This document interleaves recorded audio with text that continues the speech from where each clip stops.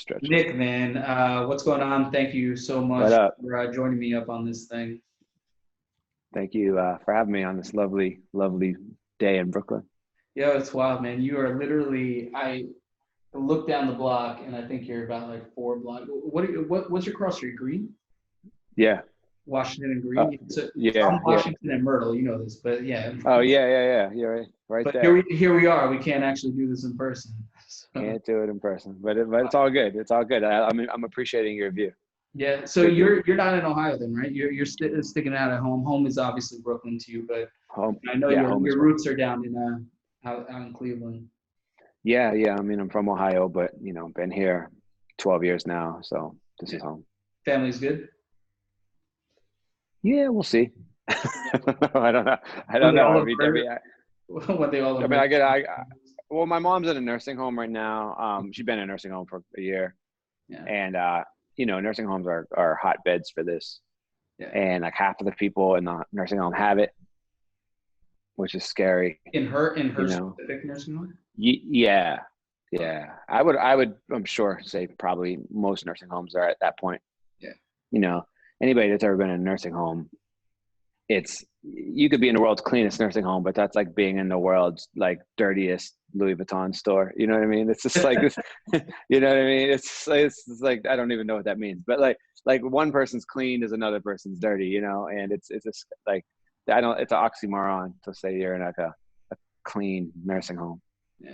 So we'll see what happens. Yeah, wish everyone the best over there. So, yeah, man, what's your day to day looking like these days, man? What have you been kind of occupying yourself with? Well, I mean, first and foremost, I'm a dad, which is like probably the best part of this whole process. It's just like having bonus time with my kid, not having to hop on a plane or hop out, to a meeting or anything like that. And the stuff that I am doing virtually, which I'm sure we'll get into, he's involved. So when I'm doing a lot of events from my kitchen virtually, re-kitted out my whole kitchen to like be a very nice DJ studio, and it's pretty nice. And he loves coming and playing some songs with me. And I've had him, he's hopped in. I mean, he's hopped in my personal IG lives, which I don't mind, and he's hopped on like brand events where people actually are paying me a decent check to like, a COVID decent check, which is a different type of decent check. But and I'm just like, bro, like this is literally how we're eating right now. But like people actually love it because everybody's at work from home, either like with their kids or they're, so they actually think it's kind of cool. There's no real rules anymore to like that stuff because, so that's kind of fun. But yeah, I've just been redeveloping my business model online. So I've been doing, from a DJ perspective, first of all, I've been doing a lot of content stuff. So I'm doing like tons of like panels and podcasts and video stuff like this because I think it's very important to like share your story and stay in the public eye and reach as many new people as possible so that when this shit's all done, we can like recultivate, because a lot of the people that we all work with on a business level are going to be no longer at their jobs when this comes back, unfortunately. And for some of them, they may end up at better jobs. And for some of them, they may end up in different industries. And for some of them, they may not end up with jobs at all. So for a lot of people who are entrepreneurs like me and you and a lot of our peers, like you're coming back to like a completely different, the chessboard may look the same, but the pieces are all different. And if you spend 10 years crafting relationships and a career based on, where these chess pieces land on the board, it's going to be a little bit tougher when half the board doesn't exist and then the pieces that you did know are different. And that's really scary. But, also the innovation in the virtual stuff for music has been really interesting. Going live is obviously, it's like annoying, but it's pretty awesome. And so what I've been doing is, are you enjoying obviously you enjoy the live stuff quite a bit? Yeah, I do. I've never DJ'd in my house since 2010.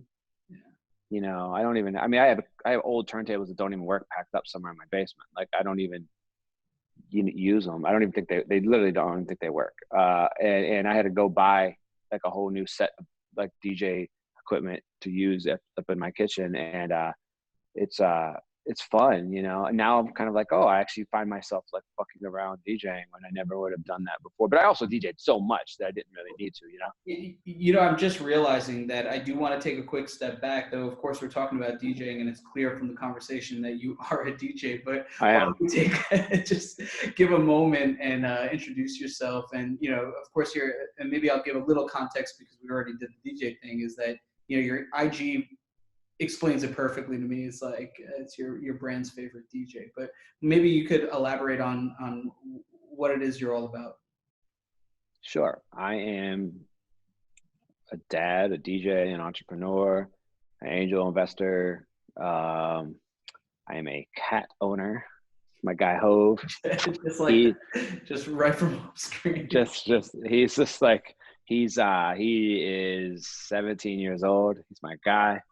He's like he needs a haircut, but his groomer's not a non-essential business.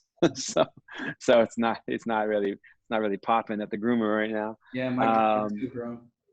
yeah, mine too. I was like, I'm going to grow my fro out, but you know, anyways, yeah. So that's kind of what I do, and I manage my own career. So like when I say entrepreneurial, like I run my whole life. So whether that's doing deals with brands, whether that's crafting a global DJ career, whether that's like trying to help the companies I invested in, it's pretty much just me all day. So it's a 9 to I almost call it like a 9 to 8, like 9 p.m. to 8 a.m. or 9 p.m. to 8 p.m. It's like a 23-hour day usually, you know, with little blips of sleep and post-child even more so, right? And so that's kind of what I do. But I'm lucky that like, well, at least pre-corona, all my stuff had interconnectivity, so I was able to make it all work in my favor. So hopefully that will continue as we move past that. Yeah, absolutely. So, I mean, I know you do a tremendous amount of brand work. So you are definitely uniquely positioned in terms of your career path. If you could give some references to some of the companies that you're working with or have been working with, what would those be? Like pre-corona? Yeah, of course. Yeah, oh yeah. That's like, well, those 2 companies this month, 1.5 companies. I mean, I've DJ'd really, oh my God, for everybody, really. I'm really lucky, you know, whether it's tech companies like, you know, the Twitters and the Facebooks and the Instagrams of the world, to auto companies like Cadillacs and Volvos and all of those type of companies. I've done tons of fashion stuff. I've done, you know, Nike and Adidas, you know, Hollywood stuff and Entertainment Weekly and movie studios. I've been very fortunate, like, you know, sports, NFL, NBA stuff, like 2K video game. Like I'm very blessed. And you know, until it's all gone, right?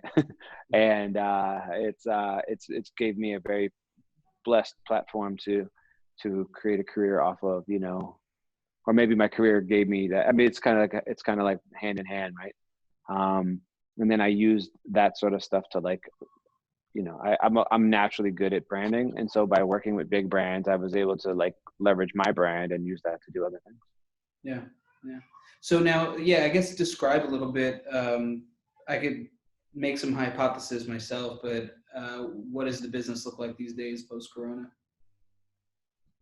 Man, it's crumbs, you know. It's like DJing on your IG for free, you know, putting up your Venmo for tips, which I just recently started doing, but I have a real ethical qualm with it. But I'm not going to make real money for like a year from the DJing aspect of it. So it is. I do think it's. I had ethical qualms, but I'm coming around, because I had ethical qualms when people were doing it after like 2 weeks. I was like, when everyone thought the shit was going to come back in like 2 or 3 months. But now that we're looking at a 9, 12, 15-month window, yeah, we got to eat. It's like, yeah, it's great to go on and give people free stuff, of course, but this is also like my skill. Hey, this is my talent. And this is, so at a certain point, like if you were going to come see me at an event, you'd pay something. Maybe I'm not getting that money, but somebody was getting that money. So I do think like, it's not an insane ask if someone's going to give you a 2-hour set to, like, you know, give them a $5 or whatever. You get enough people to do that. Like, you know, cause now like the expenses of life are a lot lower. You know, you have fixed costs like rent and insurance and all that stuff, but which that's shitty. But you're not. My expenses in general, besides fixed costs, are super low. It's just food. There's nothing else really to buy. I'm not buying clothes. I'm not buying shoes. I'm not buying. No one's going out to floss. I mean, I've seen people like flossing in Corona, which is like ridiculous. But what else am I doing? I'm doing private Zooms for a lot of people. So I've actually actively been marketing that, and it's been working really well. Interesting. Whereas, What does that look like? um, Like people are doing a house party, like a connected house party, and then you jump in, or is it like? I mean, people plan it. They actually plan it out. Like, if let's say, I'll give you a hypothetical example. Let's say May 1st is your birthday. You were going to have a big party. Well, you can't now. So instead of having a birthday party in your town with 20 of your closest friends, now you can have a birthday party in your living rooms with 50 of your closest friends, because now distance doesn't matter. And now your birthday party is free because it doesn't cost anything. So you can hire me to DJ your birthday party. I'm coming in at a fractional rate because I'm in my kitchen, and it's like an hour, because also virtual shit past an hour gets really boring. Like, nobody wants that. It's just, it gets a little flatlining. At least in the Zoom environment. Like IG live shit can be different, but you're not staying in it. People are fluctuating in and out. Like, at a Zoom, like you're there. Like, how many times can I look at the same 30 people? But I found that 1 hour works great. And yeah, so I'm literally doing brand events on Zoom where I'm DJing. I've done cocktail parties, happy hours for brands. I've done birthday parties. I want to DJ the first Zoom wedding. I think that'd be dope. That'd be a very funny case study. But I'm grateful for it. I put it out early in this process, and I do a few of those every week, which is like a real blessing. And what else am I doing? I'm doing a lot of takeovers on brand IGs too, which is really cool. Like, because it's like, is that effective? I think so. What are you measuring like effectiveness by? Is it like reach, or is it follower growth?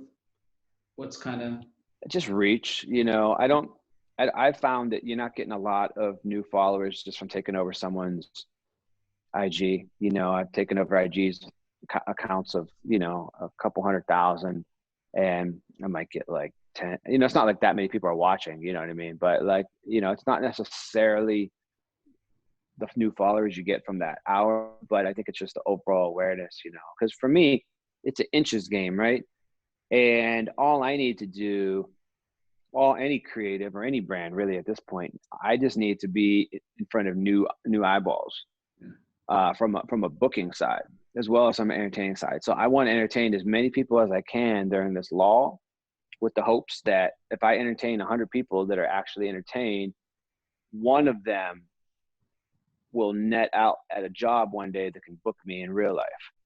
Yeah. Right. That's kind of my theory with it. So I'll entertain the mass now and give you a great time. But what I'm counting on is that 1% of those people will book me for real when this shit's done. And that's a really low metric. But if I do enough things, that's all I need. If one person that watches me from every takeover I do, or every collabo I do right now, wants to book me in 2021, that helps offset the loss of the attrition, as we were speaking of before, right? Mm-hmm. And so, this is not a miles game or a yards game or even a feet game. This is a inches game.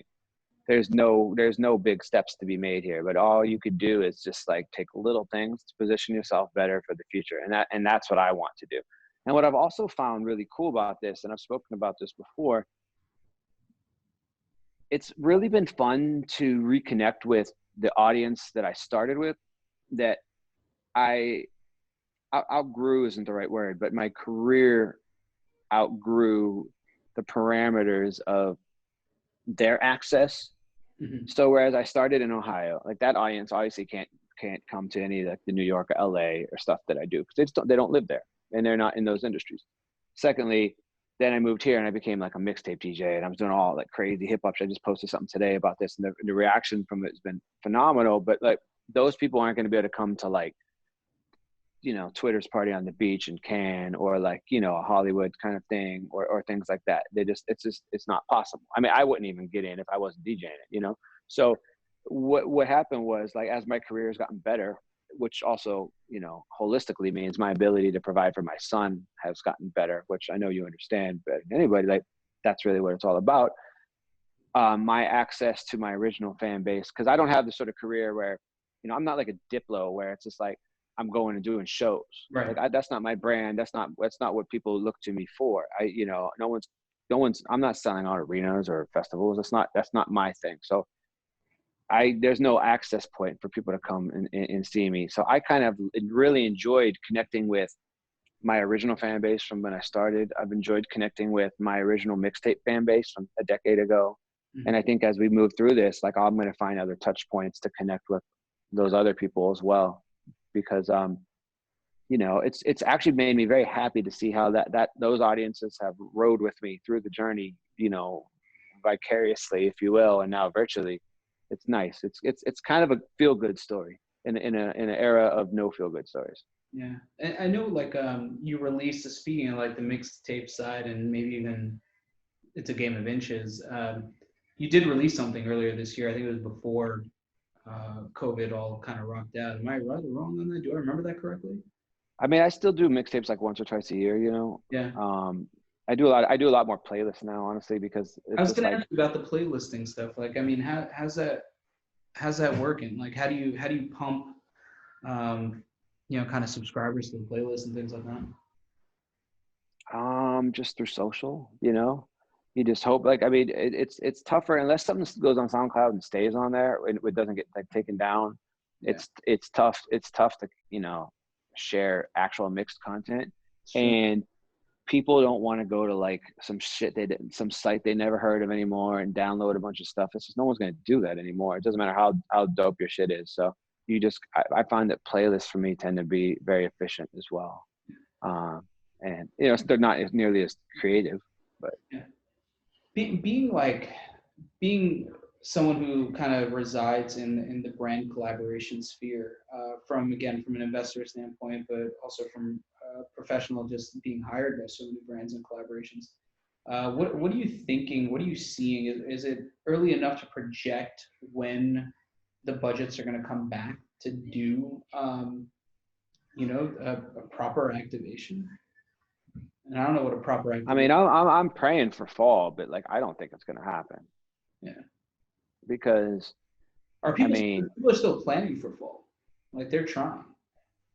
They're not hiring. You know, when they no, when they canceled, you know, a couple of weeks ago, people were still planning for fall. And, you know, and then every day you put on the news and this shit just keeps getting worse and worse and worse. And now it's just like, when Cannes Lions canceled for fall, that was huge, because, you know, Comic-Con, I think, canceled for I think that's summer, maybe. I don't remember when that is. No, that's fall, I think. You know, everything is just like, when the big tentpole events for fall are canceling, the smaller things are going to fall in line. Because nobody wants to be out here looking crazy, right? So they want to cut their losses when they can. And then the flip side to this is, and this really applies in most industries, when people actually, I mean, for events, I mean, specifically though, it's not like a club. Well, even I guess even a club, like, they're not even going to be no clubs are going to be dead. Like, they're going to be like, half the clubs aren't going to open again. Yeah. Just like half of your favorite restaurants are going to open again. My favorite coffee shop, which you probably go to all the time too, in Fort Greene, Annex, Green Grape Annex, a beautiful corner spot right there. They went out of business today. Did I bump into you over there or no? No, you bumped into me at Primrose over here. Oh, Primrose. But the one in Fort Greene on the corner, the big one. They own the grocery store, they own the wine store, and they own that coffee shop. They closed. Today, I got the email today. It went out of business. And, I mean, that's like, I run there for coffee. Miles and I go and sit outside and have juice. Like, I have infinite memories especially with me and my son at that coffee shop. And it's just a huge part of our routine. Right. And it's a wrap. And hopefully somebody else will buy it post Corona and put something in there. But anyways, when everybody comes back, in the event world, there's still going to be a 2 to 3 month minimum lead time for me to get paid, because first of all, companies have to come back online. People have to hopefully still have their jobs, get back in there, assess the lay of the land, then to plan the type of events that I'm fortunate enough to DJ, they're not like, hey, I'm throwing a party this Saturday, let's put this shit together. They're like, all right, we have 3 months. Where is this party going to be in the world? Who are the sponsors? Who's the talent? Blah, blah, blah. What's the logistics? You know, these are, for the most part, huge endeavors that require massive teams of people that may or may not even exist, right? So, I mean, if God came down tomorrow and was like, all right, everybody open back up, like, and it was like May 1st or whatnot, which isn't tomorrow, but for argument's sake, like, I'm still looking at August. That's if, you know, for to even potentially work. So if this shit opens up like top of the year, you know, it's a scary time, man. It's very scary for everybody. Have you been talking to like the DJ community and things like that? Because I mean, a DJ can mean so many different things. It can mean disc jockey. It can mean, you know, private event DJs. It could mean mixtapes. It could mean tons of different things, right? So, radio guys, all that, yeah. Yeah, I mean, it across the board, it seems like that's the hardest hit within music, is the DJ, and you know that's something that was echoed by J.O. Segura, who is on this series as well. I just talked to him a couple of days ago. Yeah, he says what's up, by the way. But great guy. Yeah. And he was, you know, he was saying that, like, you know, his heart really just goes out to the DJs, and Def Jam is, you know, trying to figure out how to cultivate community in that arena and see how they can support, because they've always supported, you know, his artists and things like that, and how DJs are the music influencers, right? Yeah, I mean, I've had a lot of people reach out to try to like do cool stuff. You know, it's not necessarily financially lucrative, but I'm happy to like do it right now. Yeah, I mean, you could argue that DJs have, but I mean, do DJs have it worse than the fucking nurse at my mom's nursing home? You know what I mean? Like, no. So like, my sister is finishing nursing school actually in Columbus, Ohio, where my mom's in a nursing home. They're both in Columbus, and they basically said, "Fuck your boards. We're just drafting you." It's like some Vietnam shit, bro. You know what I mean? Like, fuck your boards. Fuck your you know, the certificate. Like, we're drafting you now. Like, it's literally like some Vietnam shit, and like, you know, fuck high school. You're just going over to war. Yeah. And she was just, and I'm just like, that's crazy, because that's how bad they need people. You know what I mean? Yeah. And it's real. Yeah, my brother's an ER doctor, and he was asked to cover the ICU. And he's like, dude, that's a totally different beast. I mean, ER is a fuck show anyway. Every hospital is, but he's like, I haven't been in a fucking ICU in 15 years. He's like, here I am going to work today, fucking, you know, scared out of my ball, like my fucking shit. He's like, here we go. And then you got to think of like the potential other concerns. So like, I have a great friend of mine who's like he's a doctor, and he's on call in a hospital some of the week, and he's like, I come home every day and I'm scared shitless. Like, I gotta like take my clothes off in the garage and like hose myself down and you know, all this stuff. Like, I'm sure not like a hose. I'm pretty sure he has like a shower probably somewhere near the garage. But like, you know, it's wild. Like, these are real concerns. Yeah. I mean, yeah. I have. You're looking at the big picture. Like, if you have your health, you know, the business side is, of course, it's stressful. A lot of people are suffering from, you know, just the sheer loneliness and stress that transpires in these times. But yeah, going back to music though, overall, how do you see it? I guess when we do return, do you see any change in the landscape, how people are doing business, any innovations that you're seeing pop up as a result of our unique circumstance right now? I think two things. Well, I mean, I think first of all, I don't think the virtual thing will ever actually go away now. I think it'll be a new part of our entertainment community. I think whereas it used to be a novelty and now it's the norm, I think it will retreat slightly, but I think it will continue to be a huge part of the ecosystem, which will be kind of fun. Especially because, you know, if nothing else, half the venues are going to be a wrap. So there's going to need to be other outlets and stuff. And, you know, the world's going to come back online slowly. So not everyone's going to be able to go to everything anyways. You know, they're talking basketball games are going to sit people 4 fucking seats apart. That's wild, bro. Like, think about that. Like, that's insane. Making the aisles at like Barclays like one way. Yeah. So you could so there's nobody bumping into each other. Could you imagine like sports fans trying to go one way down the aisle and like no, that's just like that's an impossibility. I mean, there's going to be error. And then what happens when there's error? It's a crazy thing. Like, do you just rip these people out of the arena and check them right there? Like, there's like, it's going to be very scary. But I do, like, to your point, I think the virtual thing is going to not go away ever. And then I also think that, people are going to really appreciate living in the moment in real life much more than ever before, because we took, this is essentially like taking away freedoms that we took for granted. Not to like get all deep on it, but it's just like, we all like bitch about like, oh, we spend too much time on Instagram. I should be out here doing things in real life and watch the sunset. Don't take a picture of it and all these things. And then now we're literally, two things are happening to humans. One, we're reconnecting on deeper levels with people than we ever did, which we never made time to, which is super cool. So it is enhancing, but we're also reliant upon digital technology more than ever before, because it's all we have to do work, school, play, working out, entertainment, family, whatever it is. So I think when I'm sure you hear it too on your side of Brooklyn, that clap that they do at 7 o'clock, where you go outside or put your head out your window and clap. Thankfully we have a stoop. Me and my son, that's our shit.